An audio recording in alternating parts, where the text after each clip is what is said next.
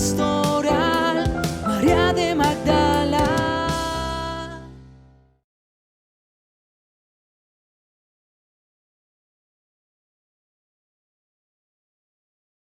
Pues entonces vamos a iniciar nuestro evento, pero antes, mientras algunos todavía se conectan, estamos ya 3 minutitos tarde, pero ustedes deben estar viendo en este momento el método del que ayer les hemos hablado.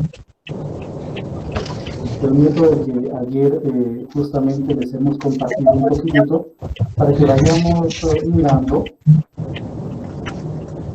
cómo se está desarrollando nuestro Congreso. Por lo tanto, el primer punto, el primer tema es liberación, cuestionar el texto, problematizar el texto. El segundo es discipulado, lo que sobre el texto se ha escrito. El tercer punto es crucifixión. El cuarto es tumba vacía. El quinto es resurrección, apariciones, como están viendo ustedes en pantalla, me imagino. Y luego tenemos el No, envío. no se ve la ficha. ¿No se ve? Hay una especie de demora. Ahí Ahora está. sí. Por lo tanto, podríamos, si quieren ustedes, a manera medio de prueba, de ensayo de lo que vamos haciendo, mirar a los ponentes y a sus ponencias y darnos cuenta de lo que han ido compartiéndonos a nosotros y obviamente de lo que se nos va a compartir también en este día, ¿verdad? Todos ustedes tienen el programa de las actividades y podríamos, por ejemplo, leer los títulos de las ponencias a la luz, obviamente, del método que está siendo proyectado en este momento. Lo que más me sucede, Job 3:25, la pandemia, un castigo divino o un pecado humano. Lo expuso el padre Hugo Orlando Martínez. Y fíjense que va en relación o en sintonía con lo que denominamos liberación, cuestionar el texto, problematizar. El segundo tema, ojalá se pesara mi desgracia y se acumularan en la balanza mis bienes. Job 6:2, Job y los dramas humanos, estuvo a cargo del padre Danilo Antonio Medina y va en sintonía con el discipulado, es decir, lo que sobre el texto se ha escrito, realizar un recorrido a través de las diversas épocas para ver cómo el texto ha sido abordado y analizado. La tercera conferencia estuvo a cargo de la hermana Mariana Sosi. Por fin Job se decidió a hablar y maldijo el día de su nacimiento. Y está en relación con crucifixión, es mirar el contexto, lo social, lo político, lo geográfico, lo religioso de los textos bíblicos. Ayer, en la primera ponencia, Juliana nos habló a nosotros o expuso el tema, un árbol tiene esperanza, aunque lo corten vuelve a rebrotar y no deja de echar renuevos. Job 14:7. La gran enseñanza de Job frente a la tragedia. Iba en sintonía con la tumba vacía, es decir, trabajar con el texto, con el contexto dentro del testamento, dentro del libro y dentro de la sección. La segunda ponencia de ayer por la tarde estuvo a cargo de Monseñor Damián Nanini. Hay minas de donde se extrae la plata y lugares donde se refina el oro, Job 28:1. El acompañamiento pastoral y la enseñanza magisterial frente a la situación que nos toca vivir. Y él iba en sintonía con la resurrección, apariciones, es decir, una relectura del texto a la luz del magisterio. La última ponencia de ayer estuvo a cargo de Fray Alejandro Adolfo Vice, peruano de él, franciscano, y el tema que desarrolló fue reconozco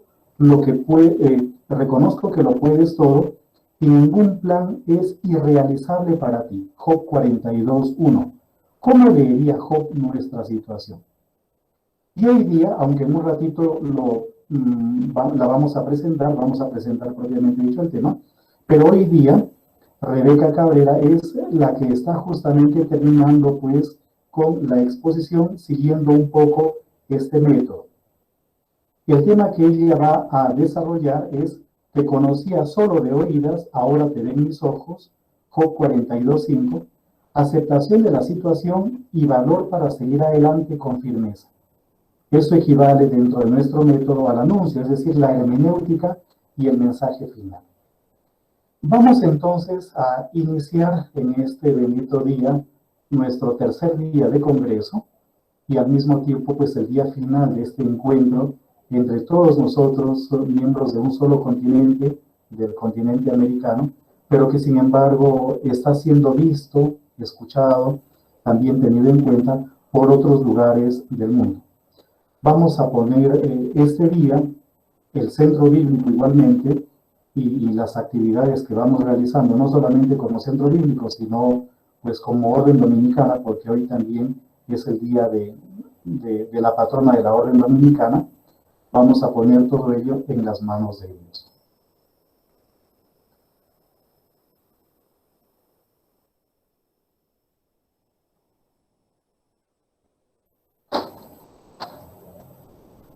Nos va a acompañar con la oración la hermana Carmenza Avellaneda.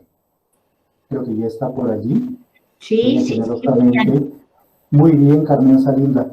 Pues la escuchamos para que nos ayude a ponernos en las manos de nuestro buen Dios.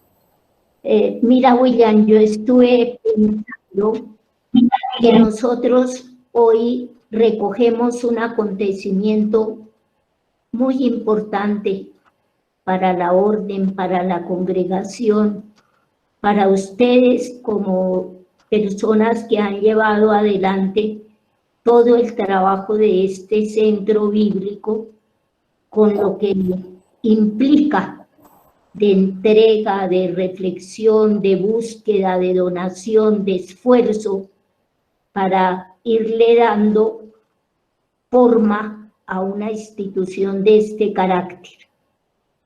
Y al pensar en esto, yo me decía que lo que tenemos que hacer como oración es una acción de gracias. Y para esta acción de gracias, me parece que lo mejor que podemos tomar es el Salmo 50, que cierra el Salterio. Es una gran alabanza que reúne toda la alabanza del Salterio para dirigirse a Dios. Un gran estudioso de los Salmos dice que este es el gloria al Padre del Salterio. Así que con estos sentimientos nos vamos a unir en esta acción de alabanza y de acción de gracias. Dejemos que el gozo de la acción de gracias, el gozo de la alegría de la palabra, desborde de nuestro corazón, unirnos todos en esta oración. Aleluya. Alabad al Señor en su fuerte firmamento.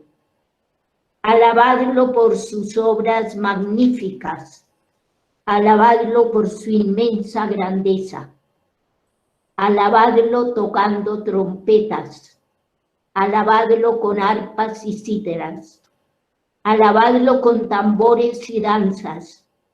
Alabadlo con trompas y flautas. Alabadlo con platillos sonoros. Alabadlo con platillos vibrantes. Todo ser que alienta, alabe al Señor. Aleluya. Digamos juntos, gloria al Padre, gloria al Padre, gloria al Hijo, gloria al Hijo, y gloria al Espíritu Santo. Al Hijo y al Espíritu Santo. Amén. Oremos. Por tu grandeza, bondad y poder infinito, tú solo eres digno de alabanza. Solo tú encarnaste para redimirnos, te ha podido alabar dignamente. Nosotros, miembros del Cristo total, que es tu iglesia, queremos alabarte, queremos bendecirte, aunque somos conscientes de la pobreza de nuestra alabanza. que tu espíritu perfeccione y unifique la obra que se ha comenzado, a fin de que resuene armónicamente ante tu majestad y te sea agradable como la de tu Hijo Jesucristo nuestro Señor. Todo esto te lo pedimos en el nombre del Padre, del Hijo y del Espíritu, y con la presencia e intercesión de aquella gran mujer, María de Magdala. Amén. Aleluya. Amén. Muchas gracias, Madre Linda, por esta bonita oración. Y ahora, como ya les habíamos pues manifestado, nos acompaña Rebeca Cabrera Piñango.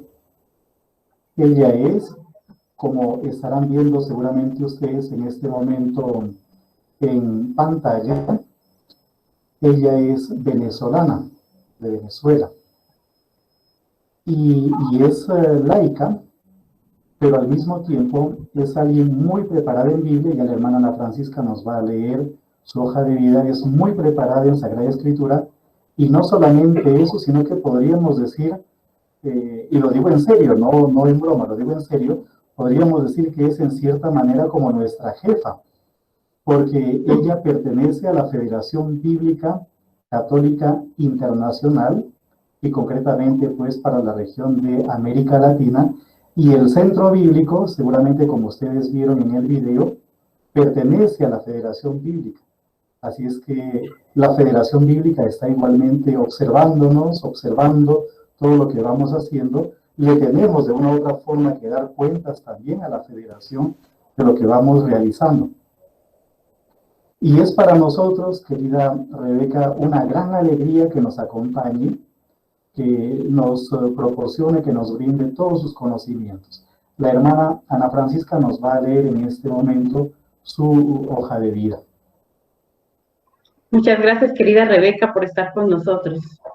Entonces, Rebeca es licenciada en bioanálisis, ella es bacterióloga de la Universidad Central de Venezuela, Caracas, tiene una especialización en teología, un magíster en teología bíblica, un diplomado en enfoque teológico fundamental y un doctorado en mujer, escritura y comunicación de la Universidad de Sevilla. Pertenece a la Comisión Episcopal de Biblia y Catequesis de la Conferencia Episcopal Venezolana, coordinadora zonal de la FEBIC-LAC para los países bolivarianos, docente del IPER y de la SOBICAI. Tiene también, como todos nuestros ponentes, muchas publicaciones. Voy a leer algunas de ellas. Dejar morir con afecto y dignidad, acercamiento al texto bíblico a través del sufrimiento, proyecto de pastoral bíblica presentado por la USR y SOBICAI. Tiene también otro artículo que se llama Identidades de las mujeres extranjeras en el post-exilio, el rostro oculto de la mujer en la Biblia. Otro artículo titulado De una iglesia de doctrinas, ritos y disciplinas a una iglesia de la que ha nacido el Nuevo Testamento y camina a su luz. Otro artículo, La Divina Misericordia, reflexiones bíblicas para cada día, y el papel de la mujer en la iglesia de hoy. Así es que tenemos la voz de nuestra tercera mujer, con ella son 3 las que nos han acompañado como ponentes, y es la que concluye esta serie de ponencias, porque luego seguirá el conversatorio. Bien, querida Rebeca, muchísimas gracias. Yo voy a compartir una ventana con el documento de Rebeca.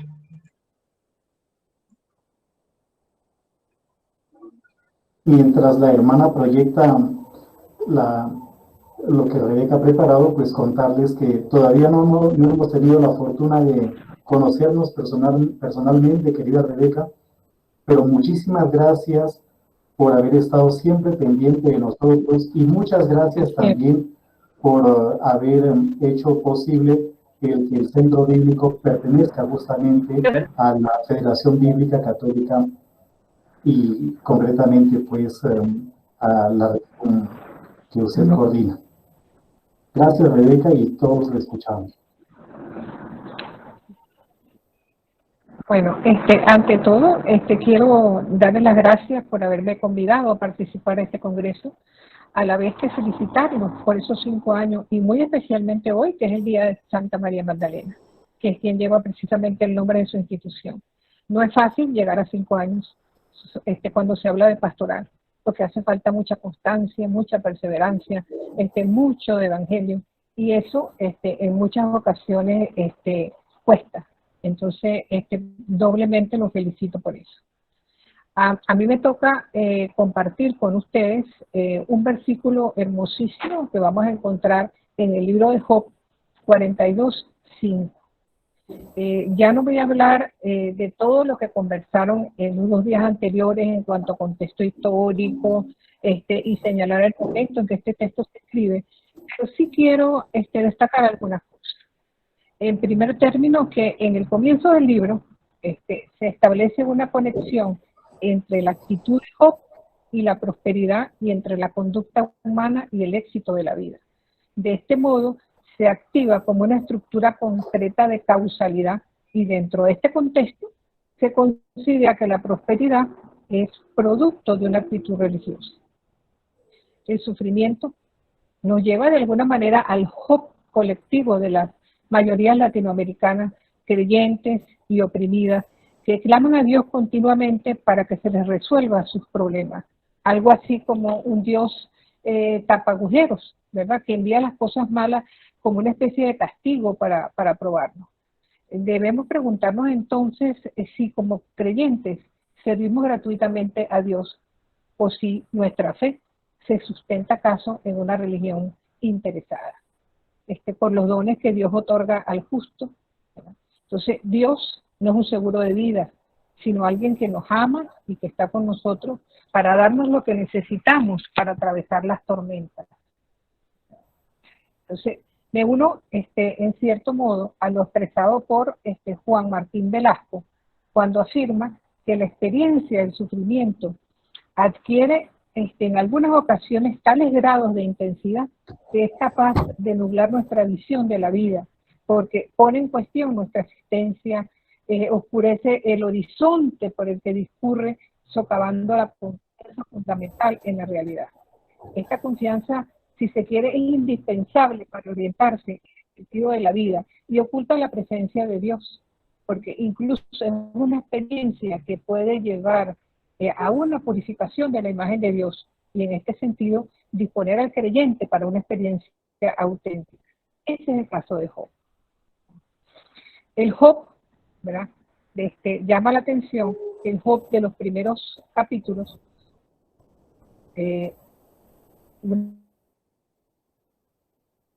quisiera saber sufrir y aguantar, ¿no? Permaneciendo firme, pero en la medida que va transcurriendo el texto, se va lamentando como en forma gradual, y entonces va perdiendo la paciencia.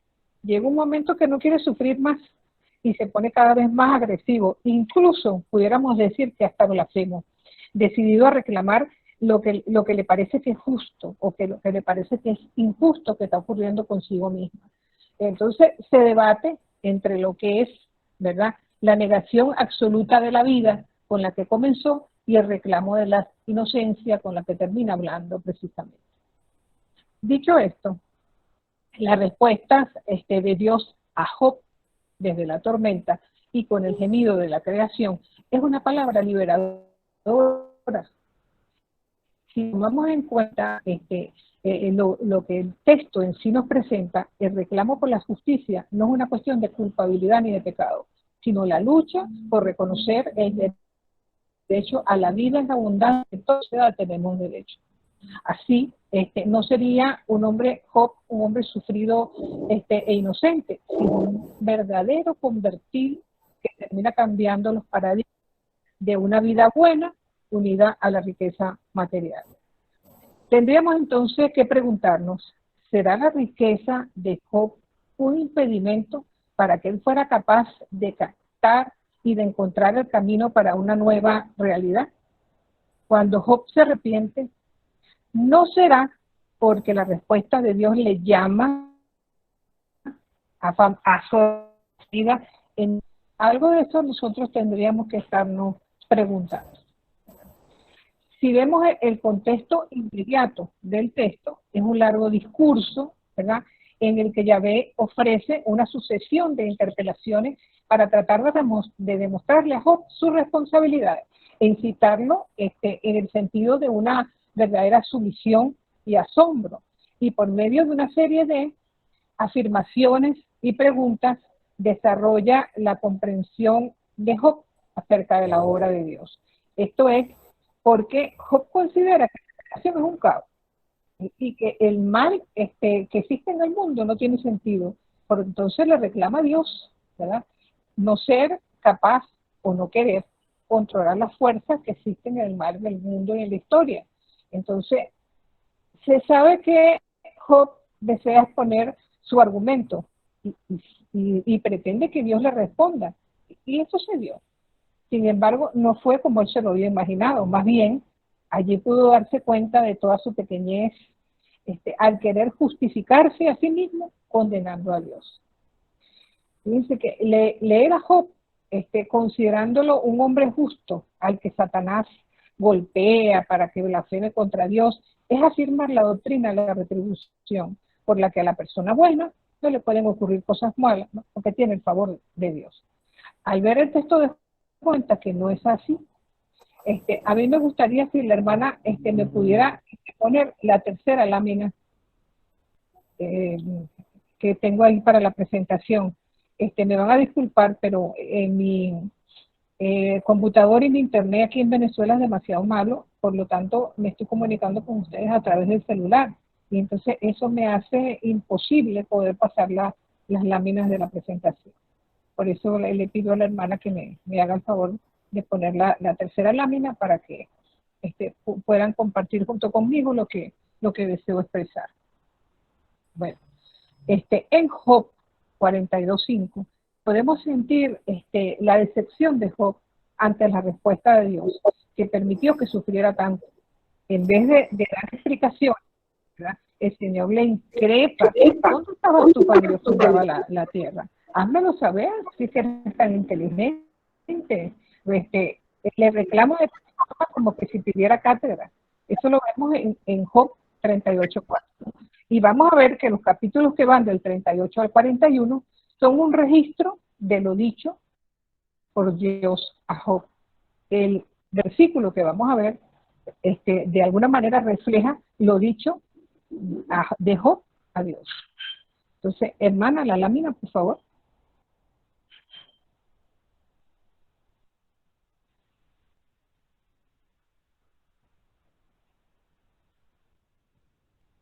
La estoy proyectando. Ahí se ve, ¿no? Okay, ahí se ve. No, yo creo que está en mi cara nada más todavía.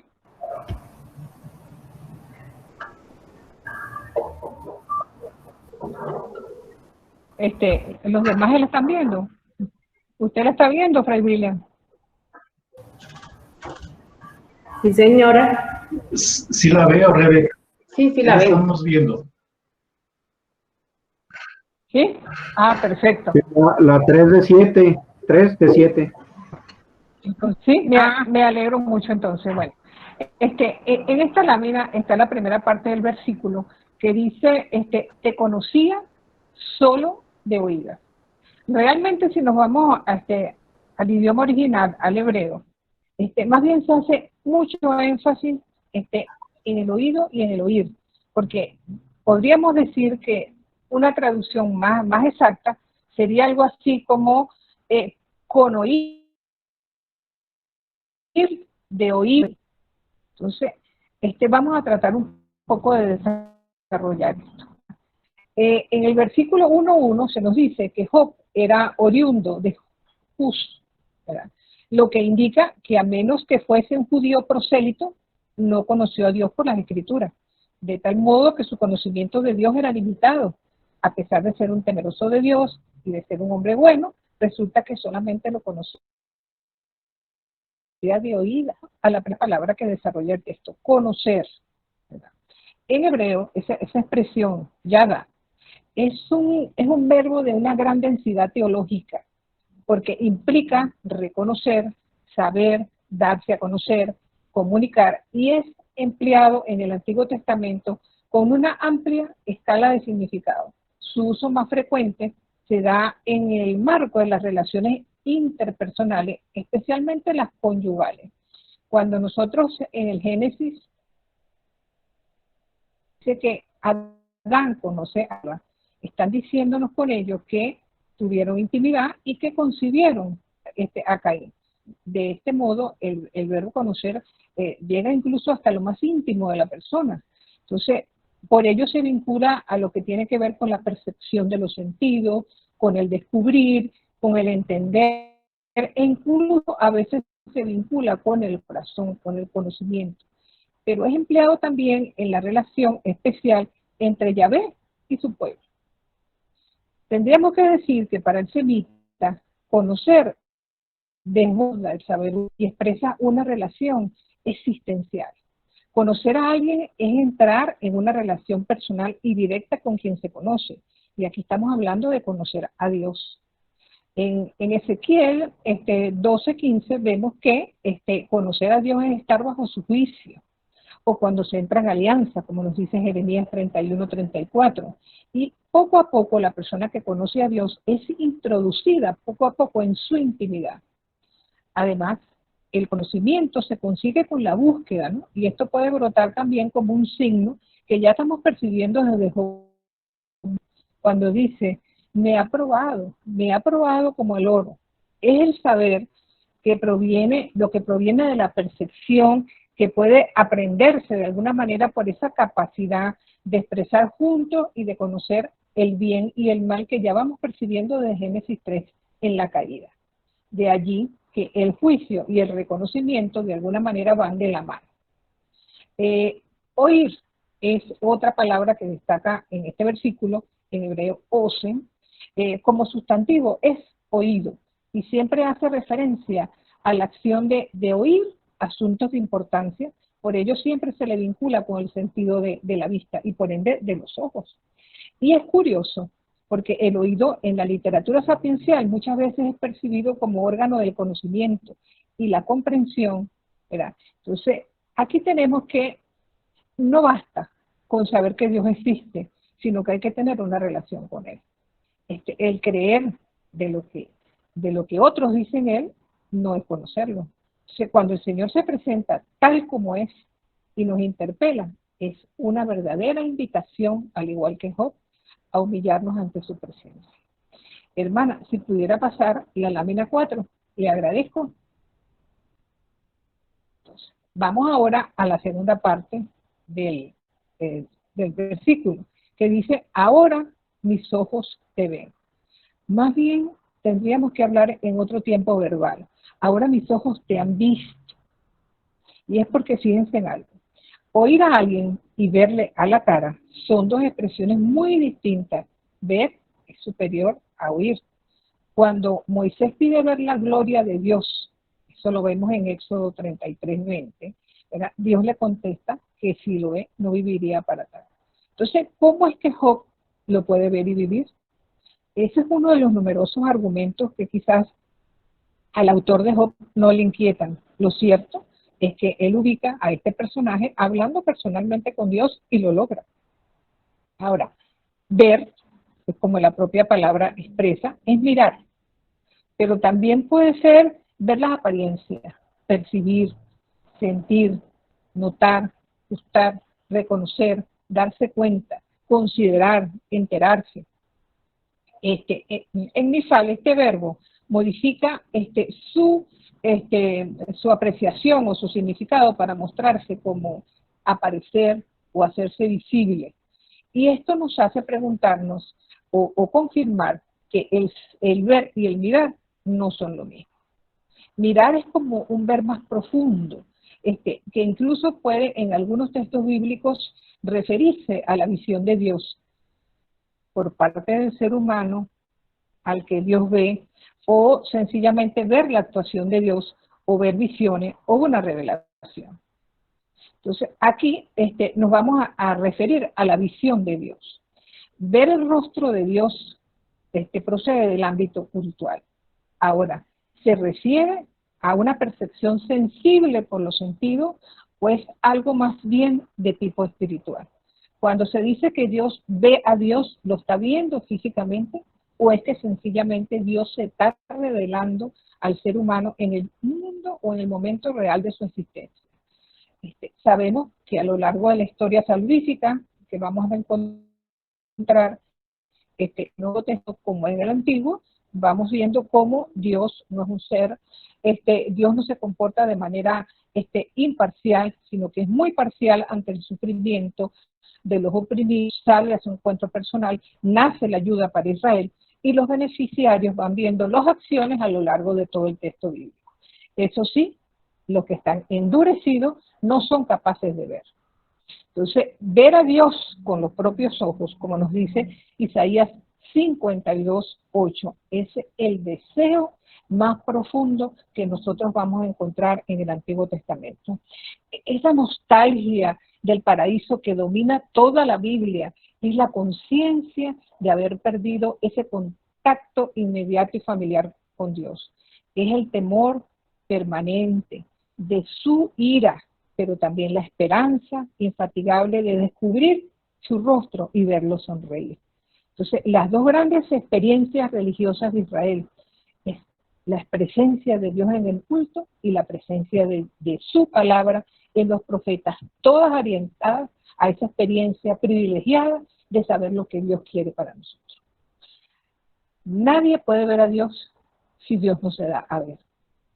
Si el deseo inextinguible de ver a Dios es satisfecho tan raras veces, y especialmente en la Biblia, es porque Dios es un Dios oculto.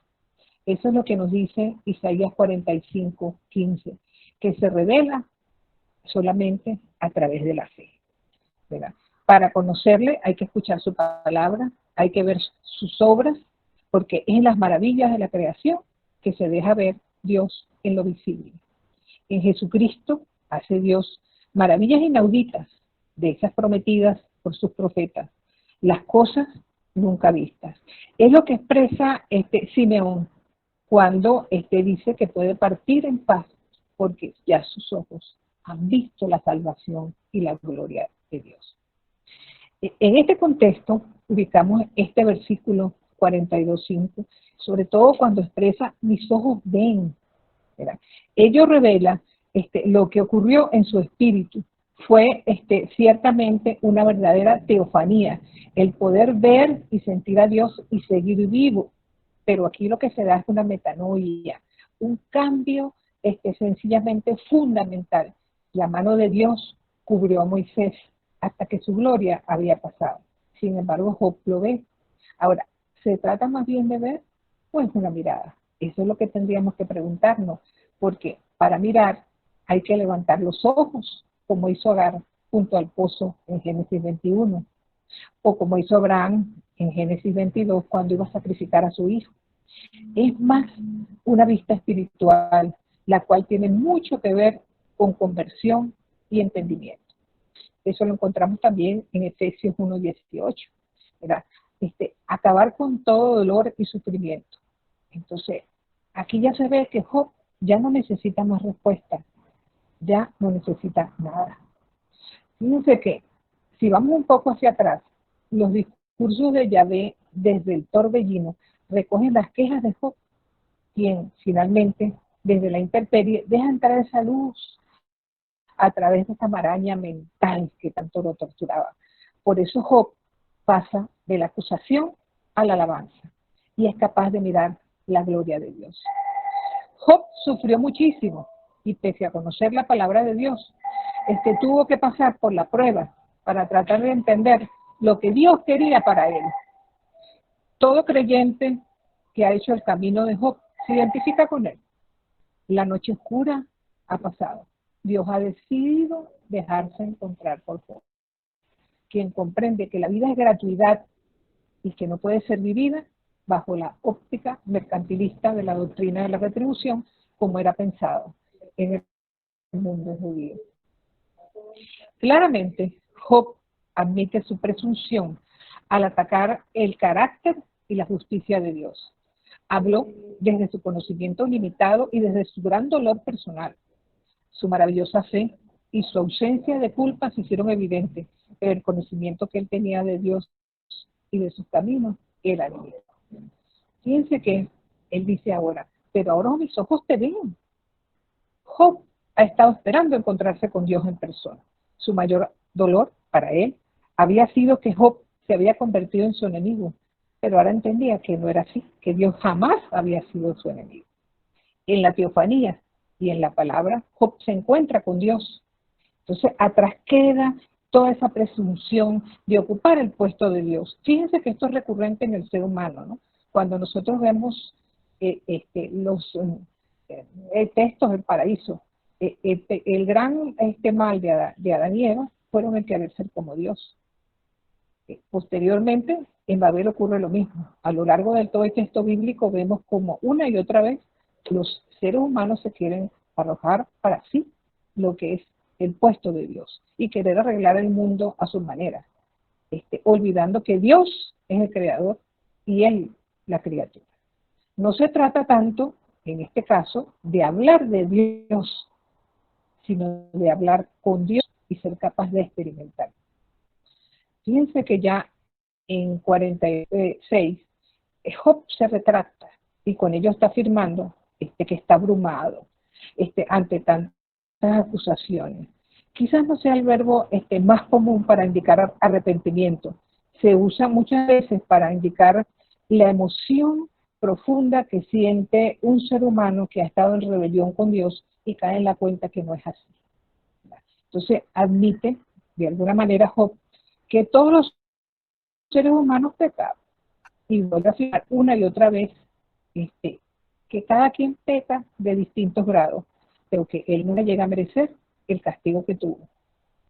Pero ahora se da cuenta qué equivocado está. Después de haber recorrido, si se quiere, el libro de Job, debemos ser nuestras actitudes ante el dolor, situándonos a veces, o preguntando si no nos situamos a veces como los amigos de Job. Nosotros consolamos a otras personas que atraviesan el umbral del sufrimiento. Nuestras explicaciones tratan de salvar la justicia de Dios, de justificar a Dios, o sencillamente irrumpimos en palabras sin sentido ante el viento o la experiencia terrible de una persona que no quiere palabras vanas ni vacías en ese momento. Esto estamos diciendo que el grito de Job no siempre coincide con el nuestro. ¿Quién de nosotros puede decir que no ha pecado? ¿Quién puede tirar la primera piedra? Es lo que hacen los discípulos de Jesús ante el ciego de nacimiento. Si recordamos en Juan 9, cuando es curado el ciego de nacimiento, todos empiezan a preguntar, ¿quién ha pecado? ¿Fue o fueron sus padres? ¿Verdad? Entonces, el ser un verdadero discípulo de Jesús es ser capaz de alegrarnos cada signo de vida que haya a nuestro alrededor. Es lo que afirma Gustavo Gutiérrez en su libro, cuando habla más en hablar de Dios desde el sufrimiento del inocente, que lo dedica precisamente a este libro de Job. Entonces dice algo así como que Job se sitúa como una criatura ante Dios, como un niño, si se quiere, delante de su queja y su protesta nunca fueron mayores que su esperanza y su confianza. Job nunca retira la afirmación de su inocencia, eso jamás, pero esta proclamación de inocencia es tan grande y tan profunda como su fe en Dios. Ambas cosas van de la mano. Y eso nos lleva a la reflexión de que nuestro conocimiento de Dios es parcial. Creemos todo acerca de Dios, pero un día tropezamos directamente con el problema del mal en nosotros, con el sufrimiento.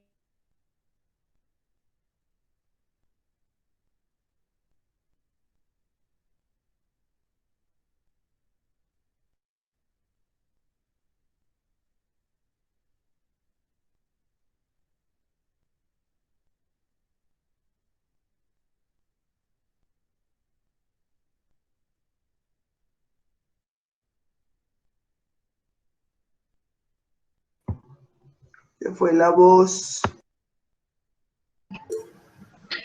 Rebeca, no sé si nos escucha.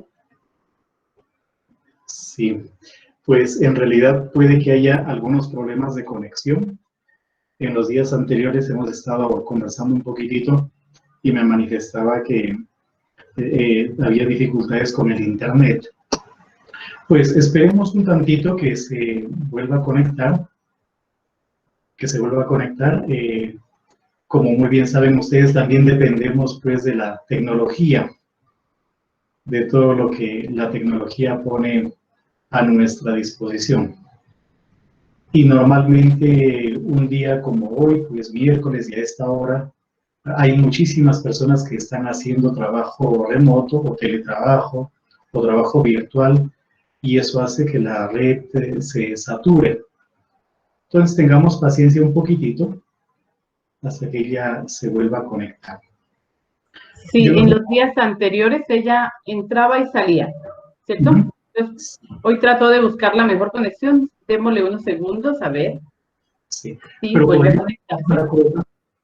Yo no sé si, Anita, usted puede ir, por ejemplo, mostrándonos, tal vez medio para ir leyendo la página.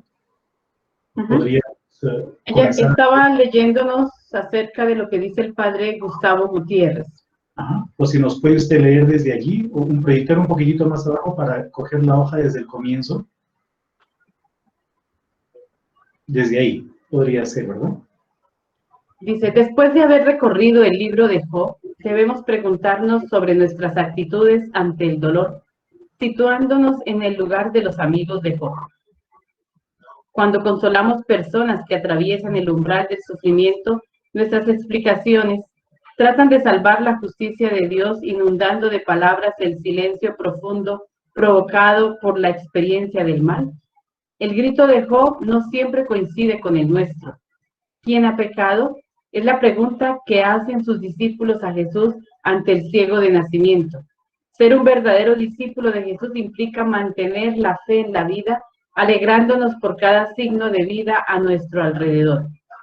Es lo que afirma Gustavo Gutiérrez, que también fue citado ayer, si lo recordamos, en varias ocasiones ha sido citado. A Job se sitúa como una criatura ante Dios, como un niño ante su padre. Su queja y su protesta nunca será mayor que su esperanza y su confianza. Job nunca retira la afirmación de su inocencia, convicción tan profunda como su fe en Dios. Nuestro conocimiento de Dios es parcial. Creemos saberlo todo acerca de Él, hasta que un día tropezamos con el problema del mal, el sufrimiento y el dolor, y nos damos cuenta de que más es lo que no sabemos de Dios que lo que sabemos. Podemos rescatar de estos versículos varias premisas, y aquí fue donde se quedó Rebeca. No se ha unido todavía, por aquí se están uniendo.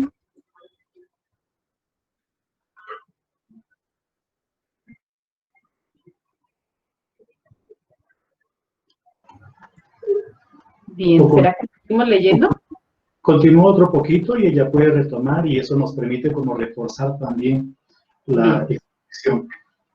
La palabra de Dios empleada en forma prejuiciosa puede impedir un verdadero encuentro con la persona que sufre. Identificarse con el otro implica acompañar, escuchar y testimoniar. Es sentarse al lado del otro como los amigos de Job, tratando de comprender sin cuestionar. 2. Todo ser humano tiene sus caídas y fallas.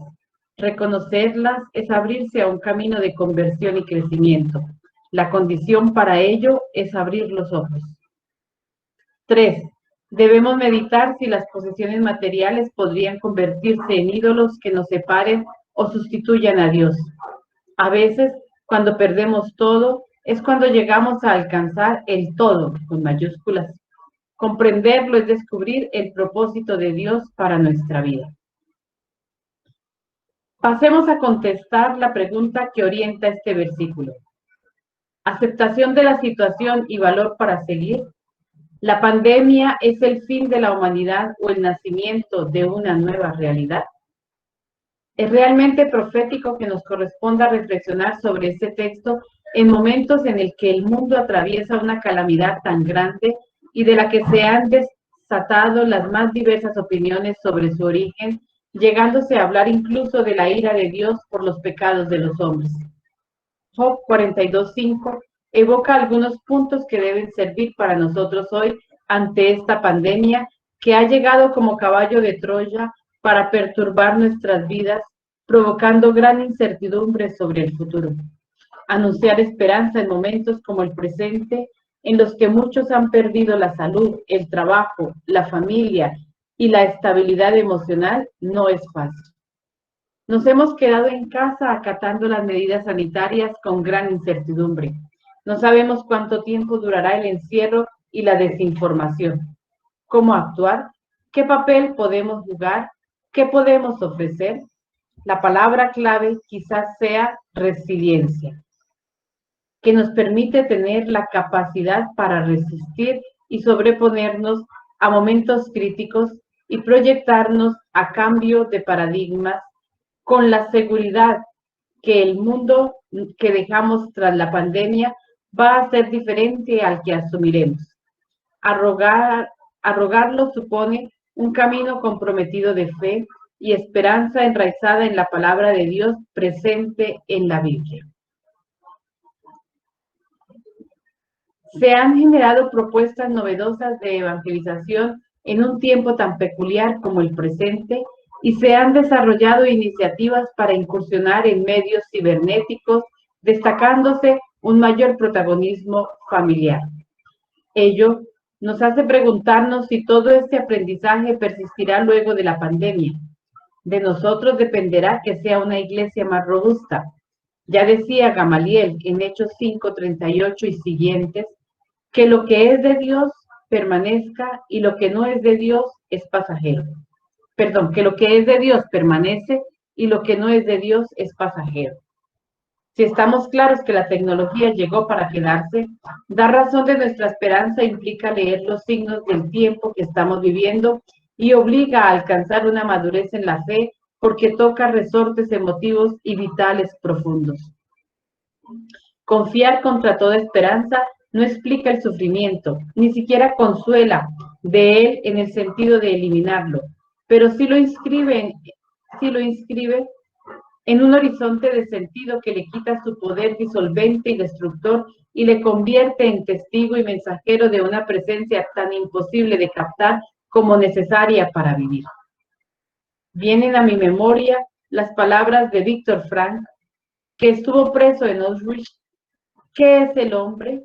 El ser que siempre decide lo que es. Es el ser que ha inventado las cámaras de gas, pero asimismo es el ser que ha entrado en ellas, a paso firme, musitando una oración. Que a través del esplendor de la naturaleza podamos volcarnos hacia Dios, al autor del universo y Señor de las galaxias. Es nuestra tarea que las personas abran los ojos y vean la presencia divina en las cosas visibles, dejando lugar en el corazón para amarlo en su inmensidad y magnificencia. Acompañar. Así yo miro cada vez que alguien intenta entrar por si acaso. Acompañar, anunciar y testimoniar el encuentro permanente con el Señor, renovando la esperanza apuntada a la naturaleza y misión de la Iglesia y recordando siempre las palabras de Jesús que nos animan: no teman. En el Evangelio de Marcos 13:32 se nos invita a la vigilancia. Jesús dice: mas de aquel día y hora nadie sabe nada, ni los ángeles en el cielo, ni el Hijo, sino solo el Padre. De tal modo que no podemos hablar de fin del mundo en razón de esta pandemia. No está en nuestras manos. Lo que sí debemos reconocer es el mal uso de lo que le hemos dado a la creación que se nos regaló como administradores y hemos contribuido a deteriorar con nuestro comportamiento destructivo. El Apocalipsis, con su mensaje de esperanza, no puede seguir siendo leído como buena aventura bíblica, sino con la certeza profunda de la victoria final de la vida sobre la muerte y el pesimismo. El coronavirus, con toda su carga de muerte y dolor, no puede coronarse como rey del universo.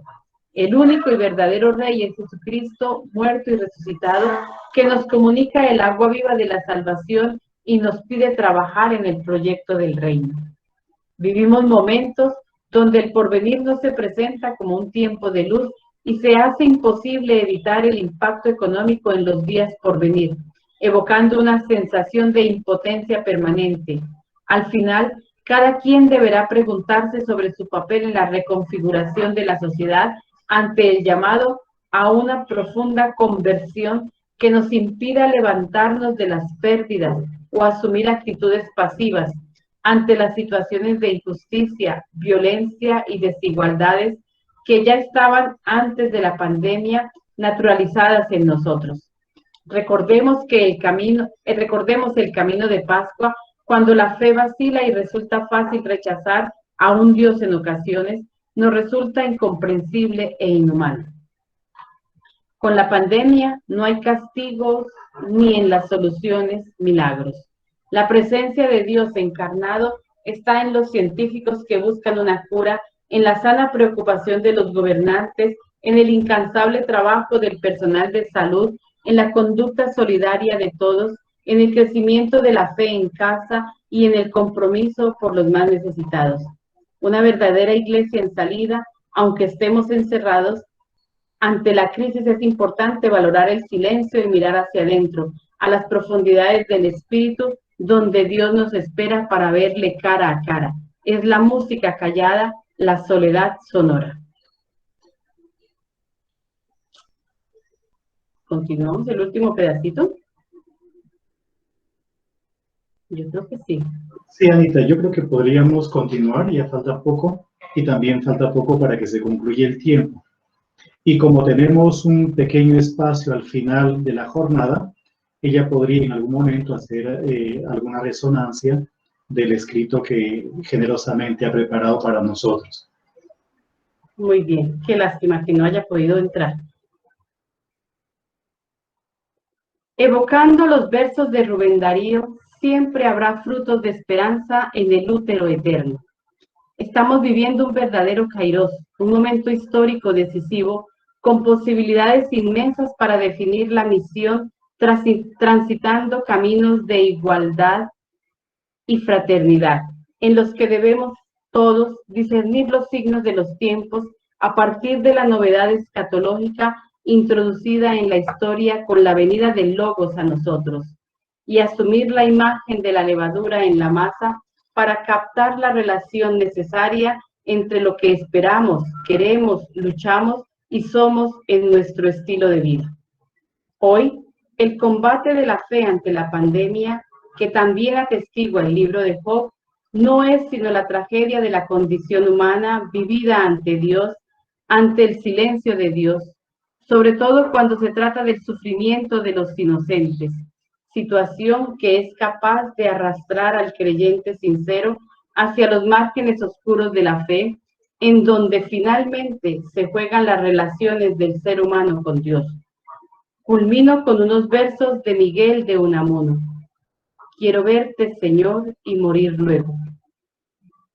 Morir del todo, pero verte, Señor, verte la cara, saber que eres. Mírame con tus ojos, ojos que abrazan, mírame y que te veas, Señor, y morir luego.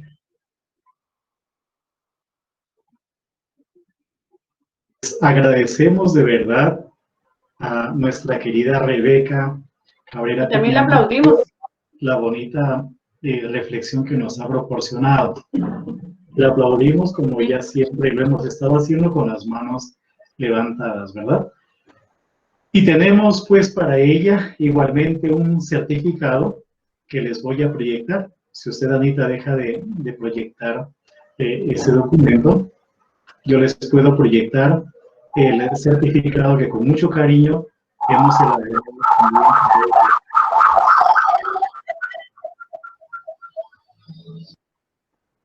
Ya la caí. Ahí me imagino que están viendo. ¿No se ve? Ya viene, ya viene. A ver. Lo que más No. me sucede. Sí, ya. ¿Se está viendo? Sí, ¿verdad? Entonces dice, certificado. El Centro Bíblico Pastoral María de Magdala, CBPMM, hace constar que la señora Rebeca Cabrera Piñango participó como ponente en el primer Congreso Virtual Internacional del Centro Bíblico, que como ya saben ustedes es desde el día 20 hasta hoy, ¿verdad?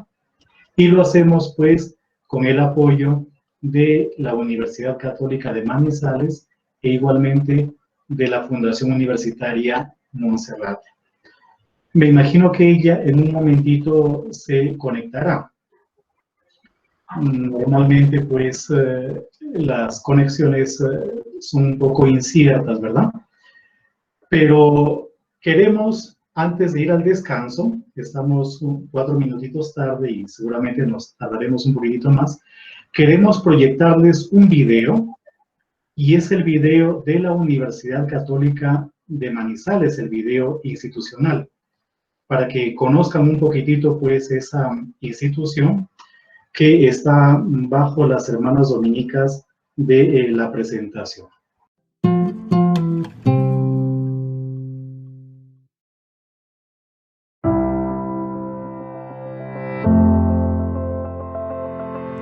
La Congregación de las Hermanas de la Caridad Dominicas de la Presentación de la Santísima Virgen, fiel al legado de su fundadora Marie Puspa, crea en 1954 la Universidad Femenina del Departamento de Caldas.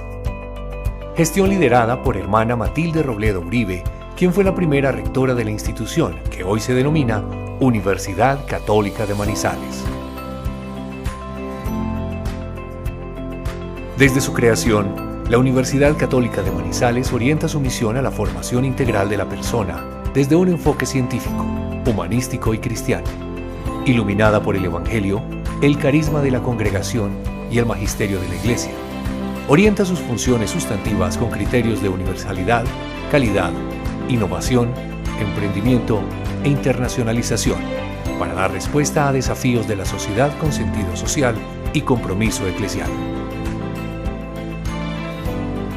La universidad dirige, gestiona y desarrolla la academia desde la tradición educativa de la congregación, cuyo fundamento dio origen al modelo pedagógico personalizante y liberador, que promueve el desarrollo de talentos y capacidades para transferir conocimiento al entorno y aportar a la transformación social y cultural en función del bien común desde la vivencia de la caridad y la verdad, fuente de donde emanan los valores corporativos de defensa de la vida, solidaridad, justicia, paz y convivencia ciudadana.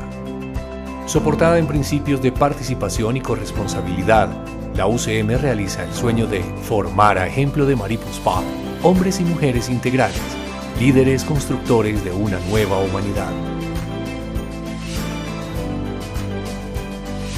La institución, a través de su historia, consolida una importante tradición académica en campos de las ciencias y disciplinas de las áreas de salud, educación, humanidades, administración, publicidad, arquitectura, ingenierías y agroindustria. La universidad da respuesta a necesidades y demandas de la sociedad a través de sus programas académicos de pregrado, especialización, maestría y doctorado. El bienestar universitario en la UCM constituye una prioridad que se orienta a favorecer la formación integral de la persona, la calidad de vida y la construcción de comunidad.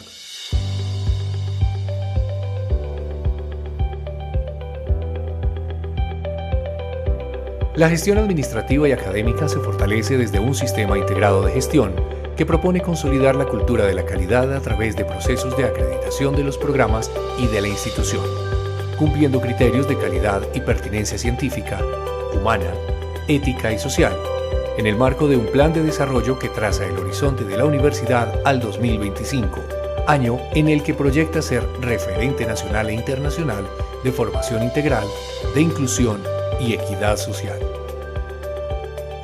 En conjunto con la comunidad educativa, se desarrollan vínculos con redes y comunidades científicas, académicas, disciplinares y con pares académicos del nivel nacional e internacional. Desde las diferentes facultades se establecen relaciones de cooperación y trabajo interdisciplinario con entidades del sector productivo, estatal y de servicios para realizar transferencia de conocimiento al entorno con el fin de contribuir a la intervención de problemas de la sociedad y aportar al desarrollo de la ciudad, de la región y del país.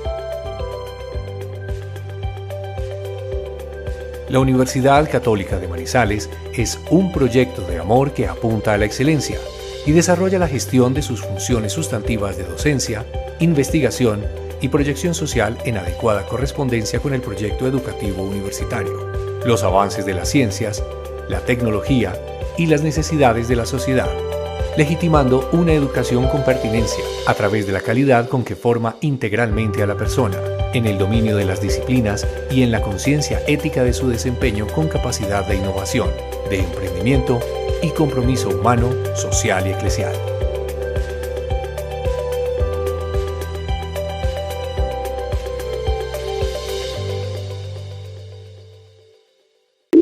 Pues muchísimas gracias de verdad a la Universidad Católica de Manizales por cobijarnos, por acogernos, por darnos la posibilidad de continuar adelante con esa tarea de evangelización. Yo les invitaría o les invitaríamos a que nos tomemos no los 15 minutitos, sino 10 minutitos de descanso y que nos encontremos a las 4:15, ¿les parece? 4:15, ¿ya? Muchas gracias por su comprensión. Entonces, en 10 minutos nos volvemos a encontrar. Y muchas gracias a Rebeca, la esperamos porque ahora seguimos con el Padre Jesús y el profesor Manuel.